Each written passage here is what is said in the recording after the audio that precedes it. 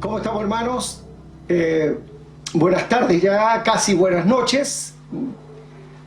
Agradecidos, ¿cierto? Siempre de la oportunidad que nos da el Señor. Y las diferentes locaciones que tenemos, hermano. Imagínense, hemos estado en diferentes lugares y siempre buscamos lugares con los chiquillos, buscando que no se me aburran en el ambiente, porque la palabra de Dios no la voy a cambiar. Es la palabra de Dios. Así que damos gracias porque podemos estar ahora en la oficina del colegio, mi oficina del colegio. Así es que gracias al Señor por lo que disponemos, ¿cierto? Porque al final todo es de Dios. Ahora vamos a entrar en una parte del primer capítulo en donde Pablo ya entra en tierra derecha a decir algunas cosas. El versículo 24, por ejemplo, dice: ahora me gozo en lo que padezco por vosotros y cumplo en mi carne lo que falta de las aflicciones de Cristo, por su cuerpo, que es la iglesia. Entonces, fíjese que muchas veces nosotros queremos reclamar que soy tan sufrido, que me pasan tantas cosas. Bueno, si le pasan cosas fuera del Evangelio, es por algo que le están pasando. Pero si le pasan cosas porque usted predica la palabra, porque usted va y enseña la Biblia, porque usted no vende sus valores, porque usted realmente cree en lo que la Biblia dice, el sufrimiento, entonces Dios le va a traer el gozo del sufrimiento. ¿Me entiende? Así que Pablo se gozaba en el sufrimiento por Cristo. Se gozaba en el sufrimiento. Ahora, dice, y cumplo en mi carne, o sea, en su cuerpo, lo que falta de las aflicciones de Cristo por su cuerpo, que es la iglesia. Ahora, no es que falte algo, nada, mire. Romanos 8:18 dice: pues tengo por cierto que las aflicciones del tiempo presente no son comparables con la gloria venidera que en nosotros ha de manifestarse. Entonces, las aflicciones que sufría Pablo, dice, no son comparables con lo que vamos a recibir a futuro. Y en eso, cierto, concordamos. Entonces, cuando habla de las aflicciones que faltaban de Cristo, no es que Cristo haya dejado algo por sufrir. No, eso no es correcto. Es un pensamiento absolutamente incorrecto. Nada falta de la obra expiatoria de Cristo. Los que perseguían a Cristo siguieron con tanta hazaña al Señor Jesús que no quedaron satisfechos y siguieron, ¿cierto?, en la persecución de los discípulos del Señor Jesús. Pablo era uno de esos, recuerda, andaba matando gente, no directamente él, pero daba su voto para matar a los que seguían al Señor Jesús. Entonces, siguieron esa persecución para saciar esa sed de venganza, esa sed en sentido, cierto, que ellos creían en el celo por Dios, porque Pablo era un hombre celoso de las cosas de Dios. Entonces, al perseguir a los que predicaban el Evangelio de Cristo, ellos estaban saciando su odio contra Jesús. El objetivo de Pablo era que la iglesia estuviera bien, que aprendiera la iglesia. Fíjese lo que dice: y cumplo en mi carne lo que falta de las aflicciones de Cristo, ¿cierto?, por su cuerpo, que es la iglesia. Aflicciones de la iglesia. Y, hermano, como iglesia, vamos a recibir nosotros ataques de diferente tipo. Imagínense que ya hay una diputada, creo, que quiere sacar la palabra Dios del inicio de las jornadas de los diputados, de los senadores. En el nombre de Dios se abre la sesión, en el nombre... No, quiere cambiar eso y poner en el nombre del pueblo. Así vamos sacando a Dios, hermano. Así vamos sacando el nombre de Dios. Entonces, pensemos cuando nosotros estamos diciendo, no, a mí me es simpático. Mire, si nosotros tenemos nada contra las personas, tenemos mucho contra las ideologías que promueve el demonio. Y usted me dirá, ¿usted sataniza? No. Vean lo que proponen, vean cómo van en contra del Evangelio, de lo que Dios estableció. Hace unos días atrás conversaba con una señorita soltera y le dije, ¿y usted cuándo se va a casar? Yo no me voy a casar nunca, me dijo. Y quedé sorprendido. ¿Por qué? Porque es un mal negocio. Bueno, tuve oportunidad de compartir con ella y seguir más adelante conversando, si Dios me lo permite. Entonces, cuando nosotros estamos sufriendo, es porque sufrimos por el Evangelio. Cuando llevamos la verdad adelante, ¿me entiende? Cuando decimos la verdad. Hermano, no piense que le va a ser simpático a todo el mundo. No lo piense, no lo sueñe. porque el mundo va hacia allá y nosotros venimos hacia acá. Siempre vamos a chocar con el mundo, siempre van a haber aflicciones. ¿Me entiende? Los amigos se van a ir, los parientes te van a dejar. Entonces, tienes que saber eso. ¿Bien? Entonces, el versículo 25, de la cual fui hecho ministro, de la iglesia, fui hecho ministro, según la administración de Dios, que me fue dada con vosotros, para que anuncie cumplidamente la palabra del Señor.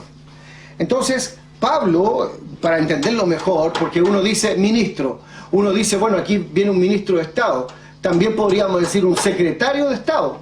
Es normal, porque es una persona servidora, servicio, ¿me entiende? Nosotros podríamos decir, cuando he hecho un ministro, servidor del Estado de Chile. Servidor y representa, ¿cierto? Bla, bla, bla, bla. Y eso está correcto, y eso es normal, y eso debe hacerse y entenderse de esa manera, ¿me entiende? Con los respetos que corresponden. Entonces, en el caso de Pablo, se está hablando de un mayordomo, un servidor, un esclavo a cargo de todas las tareas de la casa. A eso se refería cuando hablaba de ministro. Esa palabra usó en el griego para decir eso, un esclavo que está a cargo de todo. Entonces, la tarea de Pablo, la tomó él, la asumió de acuerdo a las instrucciones de Dios, es cuidar, alimentar, pastorear la iglesia. Imagínense, cuidar, alimentar y pastorear, no la iglesia. Yo tengo a cargo una iglesia. Pablo veía todas las iglesias que podía ver. Imagínense que a la iglesia de los colosenses no los conocía. Nunca había estado ahí. No los conocía. ¿Bien? Entonces fíjense lo que dice también Hebreos 13, 17. Obedeced a vuestros pastores, sujetaos a ellos, porque ellos velan por vuestras almas, como quienes han de dar cuenta, para que lo hagan con alegría y no quejándose, porque esto no es provechoso. Entonces, ¿por qué debemos obedecer al pastor? Porque está a cargo de la membresía, está a cargo el cuidado de sus almas. Es por eso que debe escuchar los consejos, aunque no le gusten. Aunque no le gusten. ¿Me entiende? Y obviamente ver la vida y ver la fe del pastor y cuáles han sido los resultados. Entonces, ministro Pablo, cumplidamente, el cumplidamente es dedicado. O sea, si voy a hacer algo por el Señor, lo voy a hacer bien. Si voy a predicar, me voy a preparar. Si voy a hacer una clase, me voy a preparar. Si voy a hacer un devocional, me voy a preparar. Si voy a visitar una familia, me voy a preparar. ¿Pero cómo me preparo? Orando. Si voy a visitar una familia, orando. Orando. Pero muchas veces, bueno, es una... No. Tus palabras pueden elevar, tus palabras pueden hundir. Es por eso que siempre debemos servir al Señor cumplidamente. En la enseñanza, en la predicación, en lo que sea. En la palabra de Dios, en la comunión entre los santos. Entonces cuando me topo con alguien, por ejemplo, que se fue de la iglesia, yo no lo estoy odiando. Lo puedo saludar, puedo estar con él, pero no voy a tener comunión con la persona. Porque estoy cuidando mi propia creencia. Hermano, los espíritus engañadores son poderosos, no crea que son cualquier cosita que usted le dice y se fue el espíritu. No, no crea eso, son espíritus engañadores. Entonces el ministro necesita, ¿cierto?, ser obedecido también. Fíjese que en Efesios capítulo 3 versículo 9 dice lo siguiente: y de aclarar a todos cuál sea la dispensación del misterio escondido desde los siglos en Dios, que creó todas las cosas. ¿Qué es lo que hacía el apóstol Pablo? Enseñando la palabra de Dios, predicando la palabra de Dios, ¿cierto?, para aclarar cuál sea la dispensación del misterio escondido de los siglos en Dios. Dios le revela a Pablo y Pablo tenía que enseñar a las iglesias qué es lo que era correcto. ¿Y por qué Jesús le dijo a los fariseos hipócritas? ¿Por qué Jesús fue rechazado por su pueblo? Piense en eso. Entonces, cuando yo leo el versículo 25, de la cual fui hecho ministro, yo soy ministro, yo soy servidor de la iglesia, según la administración que me fue dada para con vosotros, para que anuncie cumplidamente la palabra de Dios. Entonces, no es llegar y decir, el domingo, a ver qué voy a predicar. El domingo tenemos la reunión a las 10 de la mañana y yo digo, a ver, ¿qué podemos predicar? A ver, ¿qué voy a predicar hoy día? Ya, la levadura de los fariseos, voy a predicar. De esto juntándose por millares la multitud, tanto que unos a otros. ¿Es esa la forma? Cuando nosotros vamos a enseñar, cuando nosotros vamos a predicar, exige, requiere, por amor a Dios, por respeto a Dios, el entender lo que estás haciendo. Y si en algo te equivocas, y si no fue tu intención, Dios sabe perdonar. Porque más de alguna vez me he equivocado. Más de alguna vez he entendido mal una palabra. Más de alguna vez, si no crea que todo es perfecto. Pero sí con el respeto que merece la palabra del Señor. Y hermano, tú también. Tú también. Tú también debes hacer exactamente lo mismo. Bien, paso al versículo 26. El misterio que había estado oculto desde los siglos y edades, pero que ahora ha sido manifestado a sus santos. El misterio que había estado oculto desde los siglos y edades, pero que ahora ha sido manifestado a sus santos. El demonio no tenía idea de esto, hermano. No tenía la más remota idea. Todo esto le sorprende al demonio. Y trata, ¿cierto?, por todos sus medios. Vea la tentación de Jesús. Si sabe el demonio que Jesús es Dios hombre, nunca lo iba a seducir a una, pero él intentó. En su humanidad lo tengo que hacer caer. ¿Se fija? Entonces no logró, ¿cierto? Porque estaba el demonio improvisando. No había un plan del demonio para derribar todo esto que se le vino encima. ¿Bien? Entonces había estado oculto por los siglos y edades. El misterio humano es algo que Dios ocultó en su plan, que no lo reveló a nadie, pero estaba en el plan.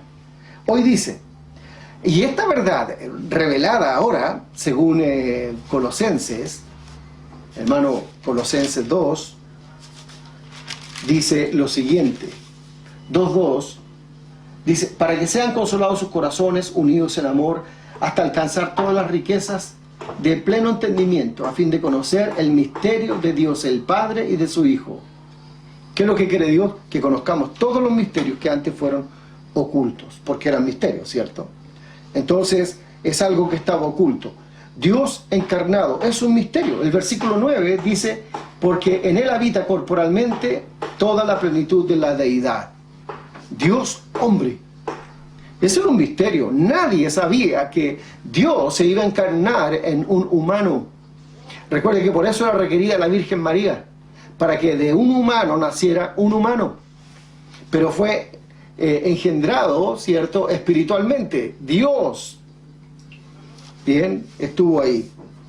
La incredulidad de Israel, otro misterio, hermano. Porque ellos se creían muy devotos de Dios. Ellos seguían la ley al pie de la letra, pero cayeron en lo que es la legalidad.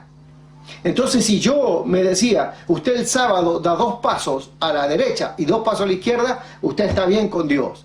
Entonces nos redujimos a eso. No hagas esto, no hagas lo otro, esto no se permite, y esto. ¿No son así los legalistas? No, ¿cómo van a usar pantalones? No, ¿cómo van a usar esto? ¿Cómo van a usar lo otro? Lo que nosotros buscamos son principios de decoro, no que use esto o no use esto. ¿Me entiende? Entonces, ¿dónde llegamos? ¿Dónde llegó el pueblo de Israel? A ignorar a Dios.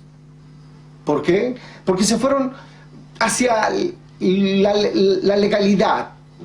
Decía, no camines el día sábado más de, no me acuerdo, eran 40 metros parece, no me acuerdo ahora, hermano, la verdad. No podía caminar más allá de eso.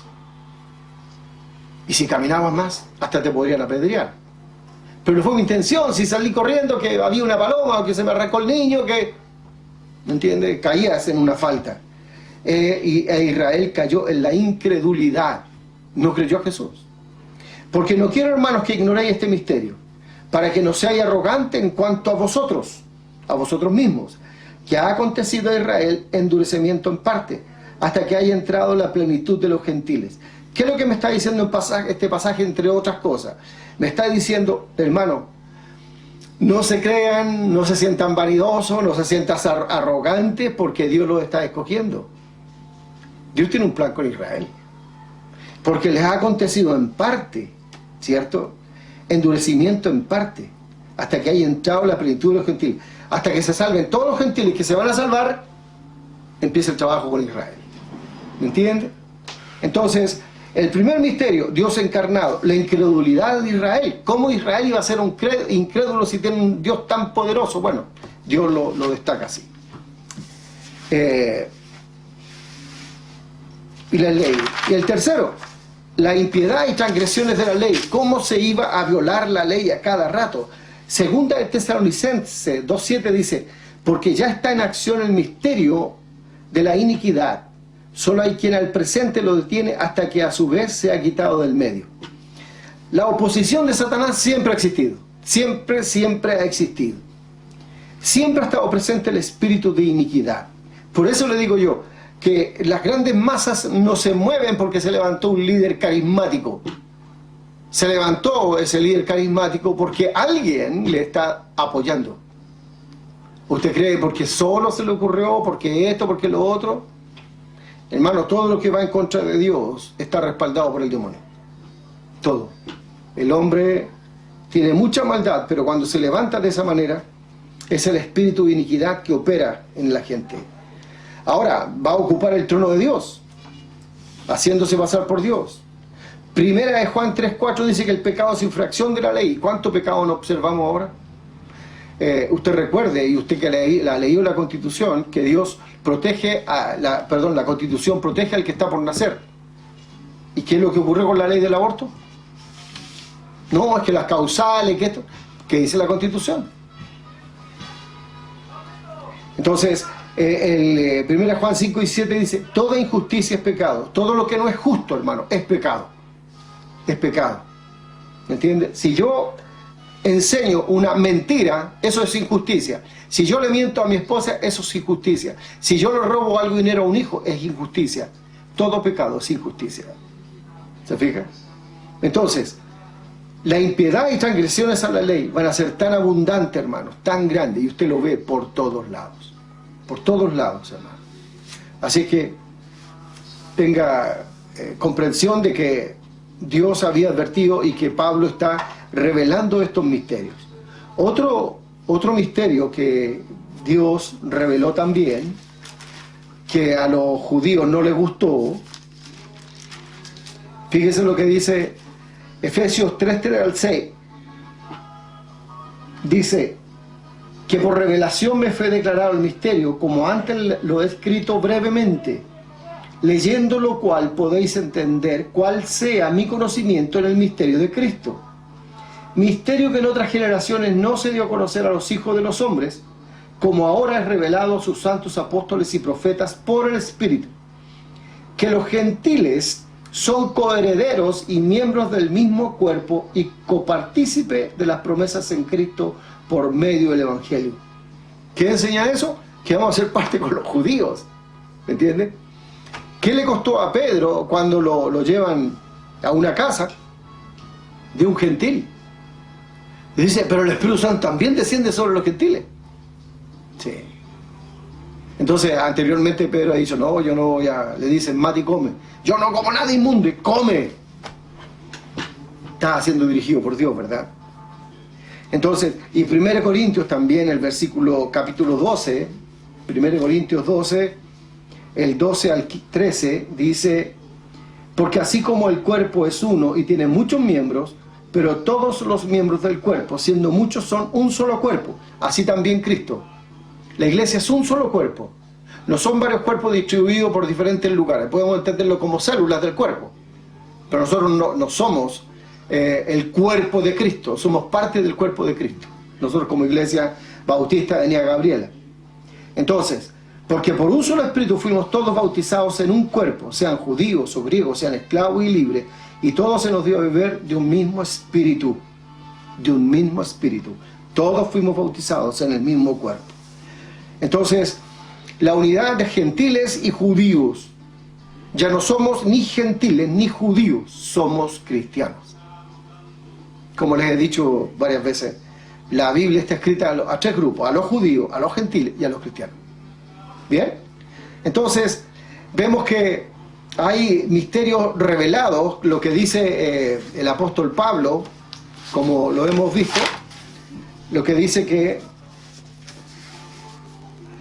el misterio que había estado oculto desde los siglos y edades, ¿cómo lo va revelando él? Dios encarnado, la incredulidad de Israel, la impiedad y las transgresiones a la ley tan abundante, la unidad de gentiles y judíos en la iglesia, como un solo cuerpo, ¿me entiendes? Como un solo cuerpo.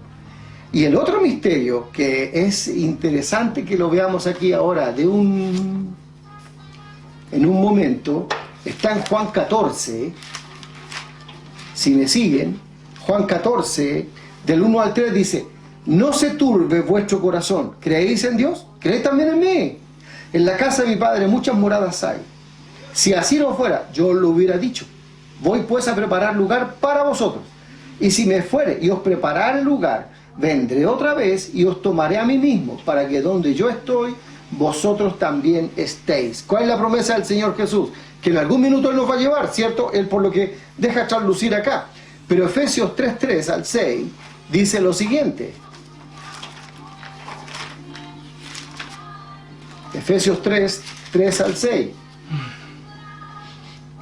Dice que por revelación me fue declarado el misterio, como antes lo he escrito brevemente, leyendo, lo cual podéis entender cuál sea mi conocimiento del misterio de Cristo.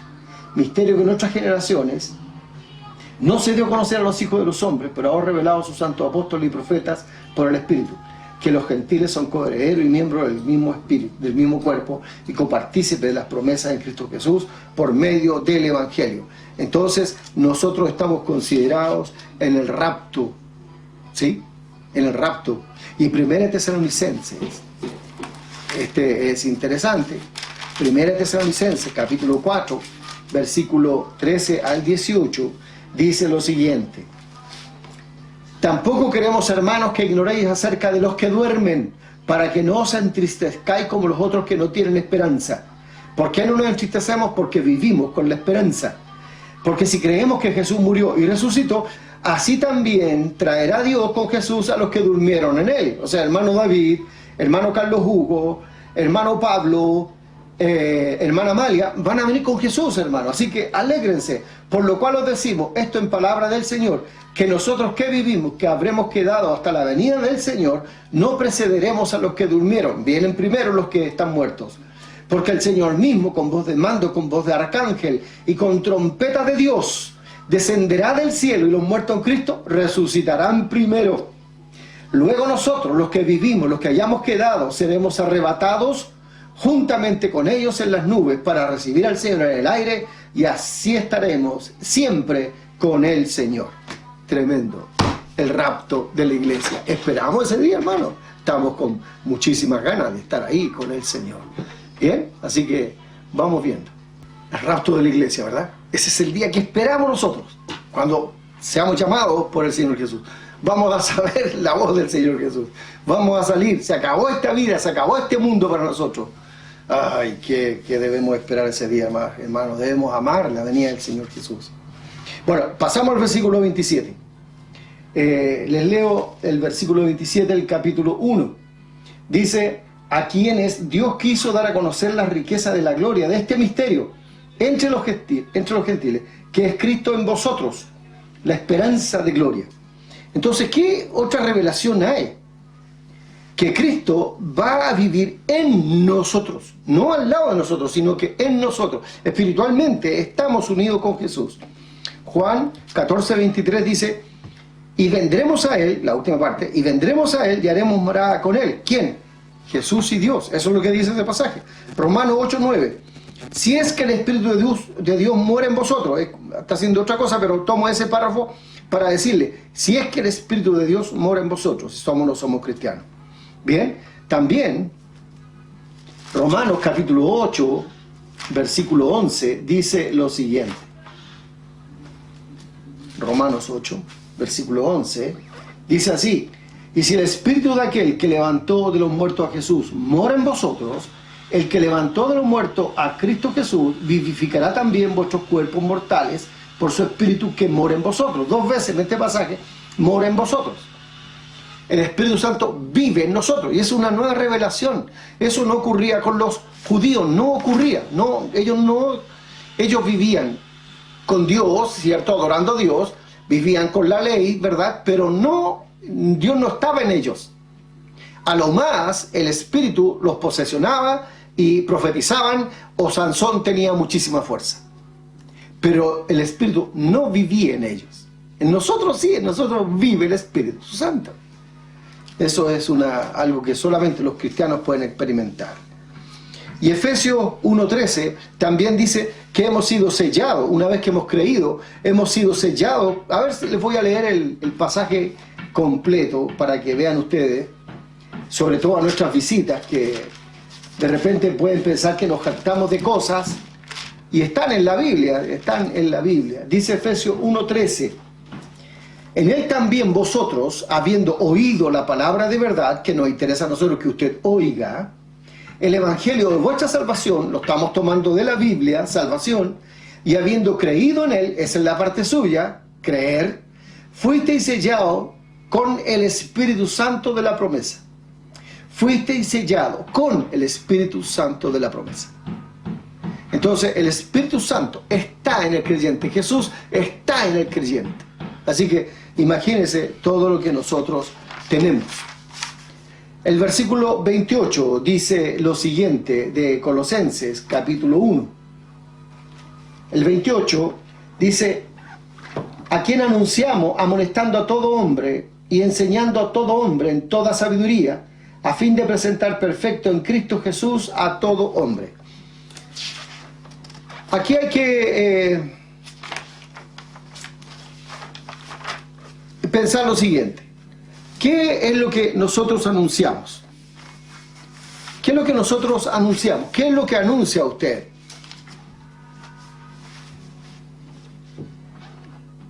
El Evangelio.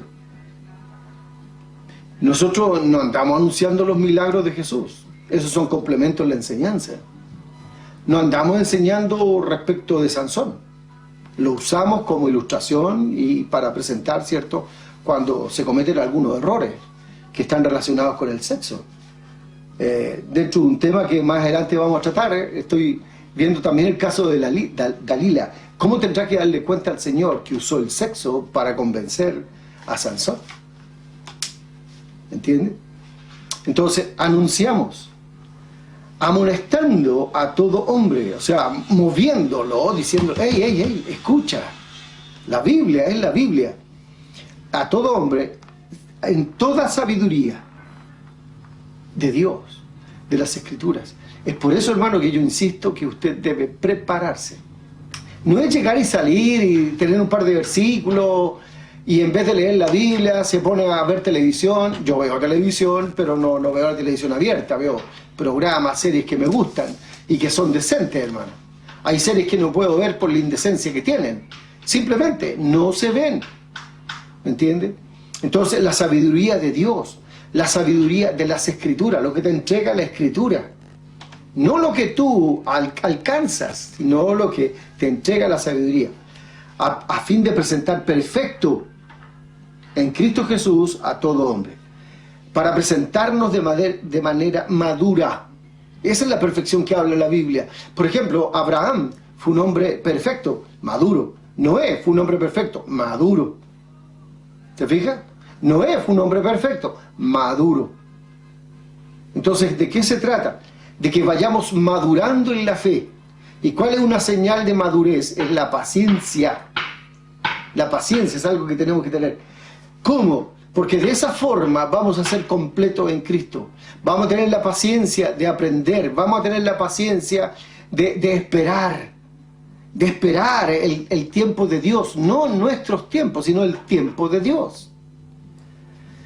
La vida nuestra y de todos, hermano, entiéndame esto por favor, la vida nuestra y de todo debe ser una preparación en toda sabiduría para presentarnos ante Dios. ¿Sabe? Veo muchos jóvenes preparándose para dar una prueba. Una prueba. Los jóvenes se preparan para dar una prueba, para entrar a la universidad, para entrar a un trabajo, para obtener licencia, para obtener un título. se preparan, ¿sí o no? ¿Sí? Ahora, ¿estamos considerando que debemos prepararnos cada día para presentarnos ante Dios? Bueno, sí, pero es que, usted piensa que va a vivir lo que usted cree que va a vivir. Las cosas cambian de un de repente. De un de repente. Yo no tenía el problema en el corazón. Apareció. Y ahí está. Así es que, ¿usted cree que las cosas no van a aparecer? Van a aparecer. Van a aparecer muchos problemas en tu salud. Y tal vez algunos no los superas, siendo joven. Si no, ven los registros de la edad de la gente, de qué edad está muriendo la gente. Entonces, no te confíes. Mi vida aquí debe ser preparándome para enfrentar al Señor. Para decir, heme aquí, Señor. Heme aquí. No es para tu éxito. Si nos esforzamos en el trabajo, amén. Dios te bendice, fuérzate en el trabajo. Usa los que te di, usa las habilidades que te di. Si te di fuerza, usa la fuerza. Si te di inteligencia, usa la inteligencia. Si te di lo que te di, úsalo para sostener a tu familia. Y las tareas que te di, mujer, hazlas bien. Porque algún día vas a dar cuenta. Algún día vamos a dar cuenta. Entonces tenemos que prepararnos en el carácter y en las obras y en las palabras para presentarnos ante el Señor. ¿Bien? Nosotros, como privilegio, debemos considerar la predicación del Señor Jesús. Es que yo no soy pastor. ¿Y quién le dijo que el predicar es privilegio de los pastores? Usted puede predicarle a sus amigos, puede enseñarle a la familia. Ahora, ¿usted quiere ser pastor? Amén, inscríbase. Pero lo van a observar. Yo lo voy a observar. Bien. Ok. Pasamos al versículo 29. Me dice el versículo 29. Para lo cual también trabajo, luchando según la potencia de Él, la cual actúa poderosamente en mí. La cual actúa poderosamente en mí. Entonces, el apóstol Pablo no dejaba de trabajar. Recuerde que visitó varios continentes llevando la palabra de Dios. Supervisó varias iglesias, promocionó a varios pastores, ¿cierto?, que siguieron la obra de él, porque seguramente murió ahorcado. Bien, entonces el trabajo, esfuerzo, fatiga, agonía. Eso es lo que está hablando Pablo. Luchando.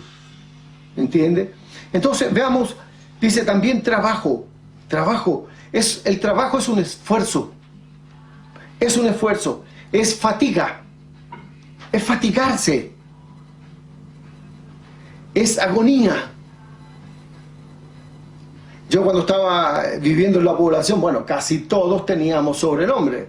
Y había uno que le decía el calambre. Adivine por qué. Porque era flaquito y nunca podía hacer nada. El calambre. Al calambre nunca se le consideraba para hacer fuerza. Siempre los demás hacíamos fuerza, el calambre no. ¿Me entiende? ¿Usted cómo es? ¿Es el calambre de la iglesia? ¿Que no hace nada? ¿Porque no tiene fuerza? ¿No trabaja para el Señor? Entonces, trabajo significa esfuerzo, fatiga, agonía. ¿En qué? En predicar la palabra de Dios. En escribir, tal vez, invitaciones. Por ejemplo, a ver estos programas.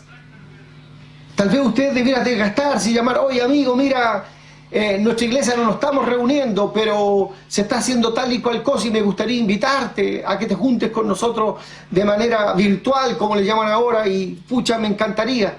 Y llama al otro, y llama al otro, y llama a la amiga, al amigo, al pariente, y le dice, mira, me gustaría que escucharas, es nuestro pastor el que está enseñando, son diferentes temas, ahora estamos estudiando el libro de Colosenses, versículo por versículo, y así uno puede entender más, ¿cierto? Podría hacer cosas, por ejemplo, dedicarse a orar. ¿Por qué no les gusta orar? Porque nadie los ve. Porque nadie los ve. Todos prefieren los trabajos donde se ven. Muchos anhelan el pastorado porque el pastor se ve. Se ve el pastor. El pastor. No tienen idea. Pensando en que tengo que darle cuenta al Señor de lo que yo he hecho. Y le aseguro que es difícil la situación. Espero que Dios perdone mis errores. Y no te diga que te desaliento, no, te voy a decir la verdad. ¿Por qué no oran muchos? ¿Por qué algunos se sienten descalificados, que el pastor nunca les dice, ore hermano? ¿Quién te sientes que eres tú? Hermanos, enseña la palabra del Señor, invita, dirige a la gente hacia Cristo, ora muchísimo, dedica tiempo a la oración, temprano, es la mejor hora, hermano. Hay algunos que les gusta estudiar, orar de noche, amén, ore de noche, está bien, pero la mejor hora cuando uno se levanta, encarga el día al Señor, le rinde pleitesía al Señor antes de tomar cualquier, bien presentadito, sí, no todo chascón, sino bien presentado, le da tributo a Dios, le da loor al Señor, ora a Él, le reconoce sus méritos al Señor, le reconoce sus atributos al Señor. ¡Qué hermoso! Y le dice, Padre, ahora dependo de ti, y tengo estas necesidades, tengo estas peticiones. ¿Qué podrías hacer, Señor? Así que anímese a trabajar, a fatigarse por el Señor. Bien, mire, fíjese que dice Romanos 15:30.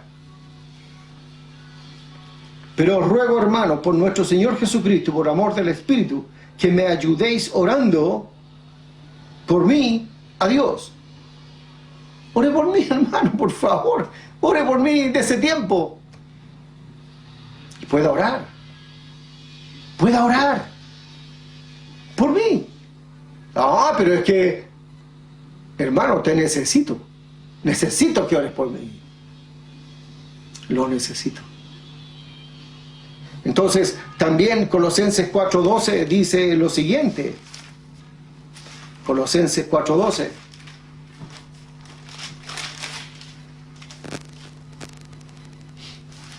Os saluda Epafras, el cual es uno de vosotros, siervo de Cristo, siempre rogando encarecidamente por vosotros en sus oraciones, para que estéis firmes, perfectos y completos en todo lo que Dios quiere.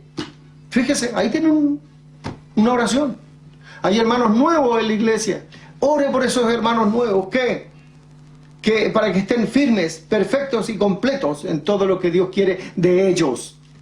Usted orando por ellos, usted orando por ellos. Qué hermoso sería, hermano, que usted entregara esa oración. Y algo que muchos fracasan porque no consideran el poder de Dios. No lo consideran. Van con sus fuerzas, con su intelecto, con su dinero, con su auto, con todo. Una vez un hermano me dijo, ¿sabe, pastor? Venimos aquí al CONACE, pero yo vengo con la fe prestada.